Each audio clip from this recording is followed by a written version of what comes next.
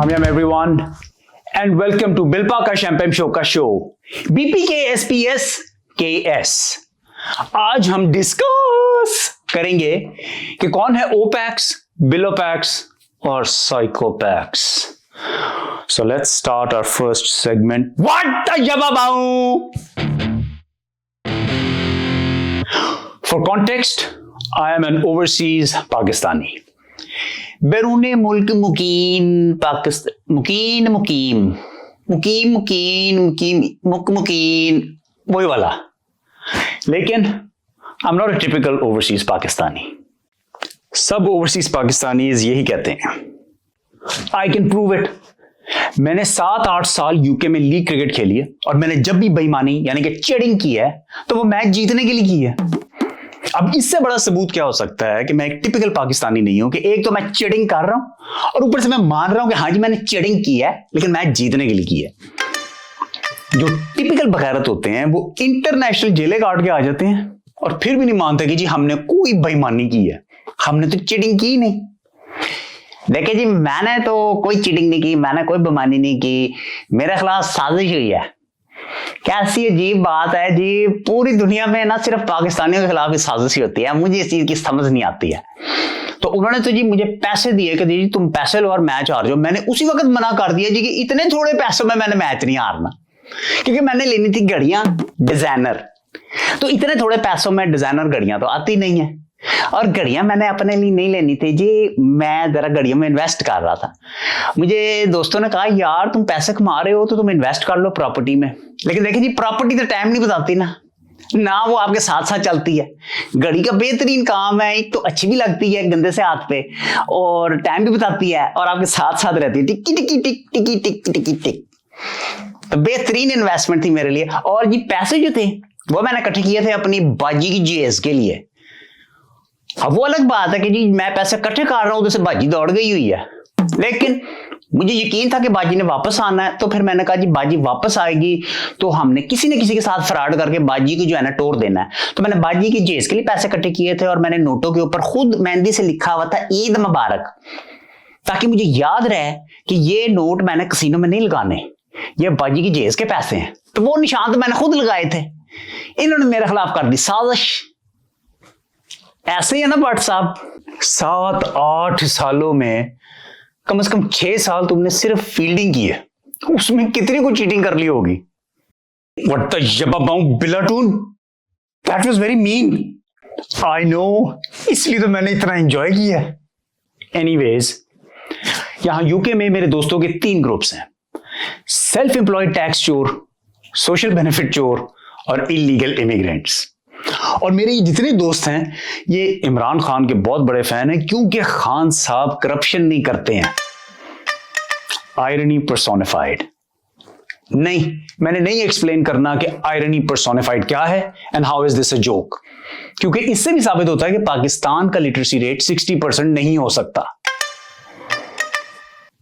वैसे मैं झूठ बोल रहा था, मेरा कोई भी दोस्त इलीगल इमिग्रेंट नहीं है, क्योंकि इलीगल इमिग्रेंट्स जो होते हैं वो दूसरे पाकिस्तानियों के साथ दोस्ती नहीं करते हैं, क्योंकि उनको पता है कि जब इनमें कोई अनबन हुई तो एक पाकिस्तानी ने दूसरे पाकिस्तानी को डिपोर्ट करवा देना है। और मेरे जितने दोस्त अपना कारोबार कर रहे हैं वो सिरे से टैक्स देते ही नहीं है, तो चोरी का सवाल ही पैदा नहीं होता।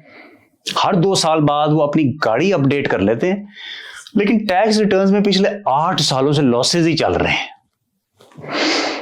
लेकिन खान साहब के बहुत बड़े फैन है वो।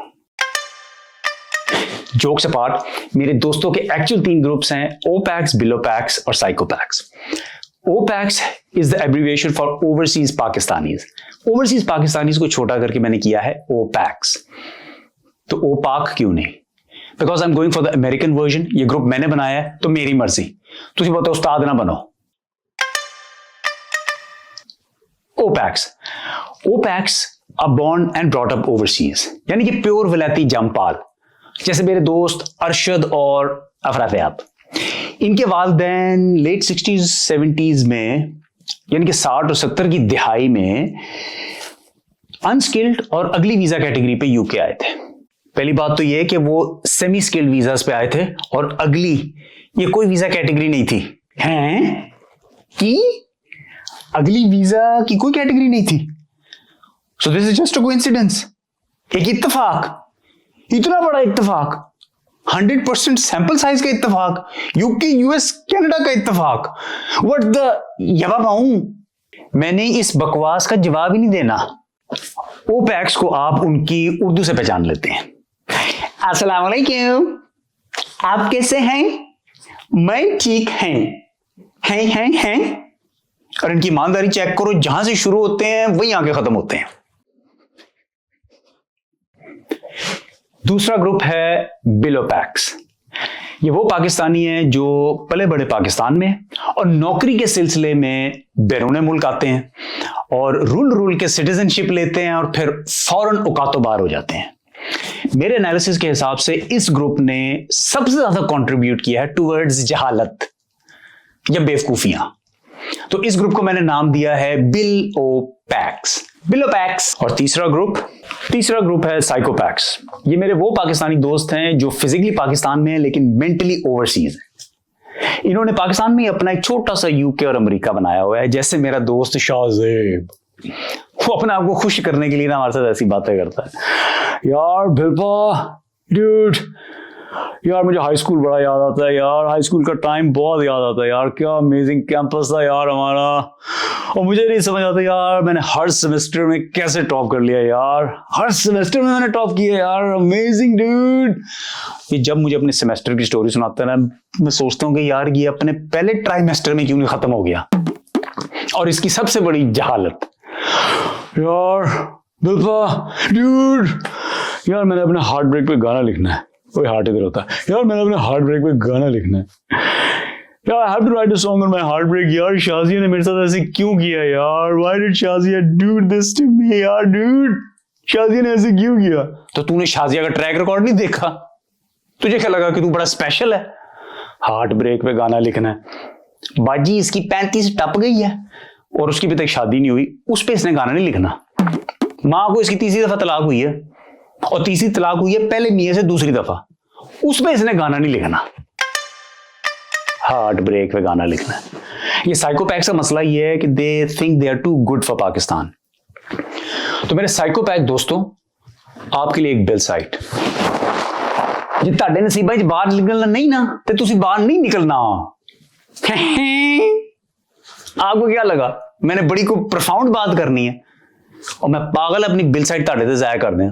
साइको तुसी हो, मैं नहीं। बिल्पा यू आर वेरी लकी कि तुमने ये एनालिसिस अपने दोस्तों तक लिमिटेड रखा हुआ है।